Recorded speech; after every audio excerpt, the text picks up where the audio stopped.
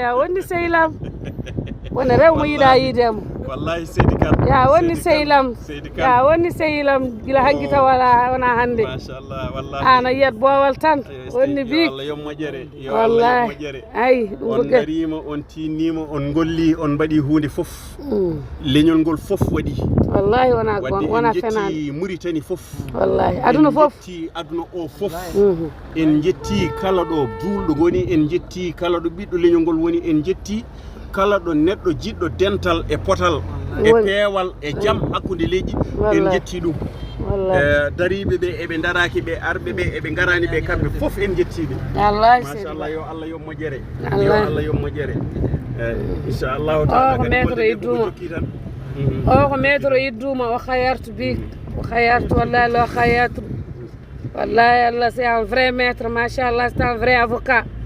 avec maître Hamoud wallahi lo khayartu bikum vraiment min beltanima on chapeau bravo bravo toute la Mauritanie bravo yimɓe ɓe fof dari mbaɗi hen haqqe bawɗe mumen kala jiɗɗo gueɗal ngal yo Allah yiɗ ɗum mo yiɗa gueɗal ngal fof min ngala e muaju musidɓe teddiɓe sen jiiɗeɗo jees kam eɗen gandi debbo mo notti belal sikasi Demba Sall Alsan Sall o sikari Abou Demba ndi yimɓe teskunde tawtata ɓeɗa noon Demba Sall gonna ka direct gartana yimɓe setande wonno hande wonno ñawarde gasi gelɗi weltima polseji mbino ko yimɓeɓe woro gullu nder salto kono weltare waɗi nde gueɗal ngal suuji junggo wiya wuppitama ko ɗon gendi ndi wulli e nder saldo wuccago walla haacago woni woto alhamdulillahi rabbil alamin caggal yettude Allah e julde rasul sallallahu alaihi wasallam en jetti jinnaɓe ɓe en jetti mutannaɓe fof kala darinoɗo hen waɗi gollal muɗum mbaɗi ganduɗa yettama wonama yen gandu ko kewɗen wiide ko tan laamu hersata hulak laamu hersata hulak eɗen mbiya fuutankoɓe ɓiɓɓe murtannaɓe ɓaleɓe murtani yo tinno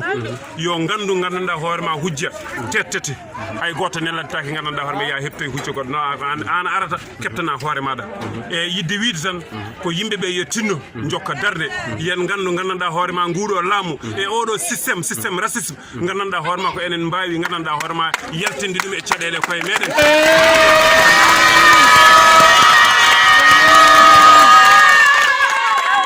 woni haldum ɓe pewji feere pour wiide gandanɗa hoorema heten kaala hujjaji meɗen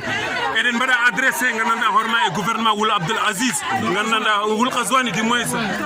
eɗen mbaɗa adressé e gandanɗa hoorema e gouvernement Wul Qazwani e systéme muɗum e ministre de l'intérieur muɗum e gandanɗa commission de droit de l'homme yo waɗa feere gandanɗa hoorema waɗa suivi ƴeewaɗeɗe les activistes gandanɗa hoorema yimɓe haɓantoɓe affaire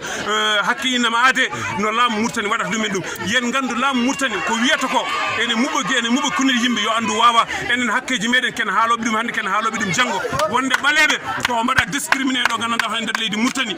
ɓeɗo hardineɓe ɓeɗo safalɓe ɓaleɓe ɓeɗo gandanɗa hoorema sarkuleɓe ɓeɗo jolfuɓe eɗen gandi ko ɓeɗo mbaɗa discriminé gandanɗa hoorema e leydi Mauritanie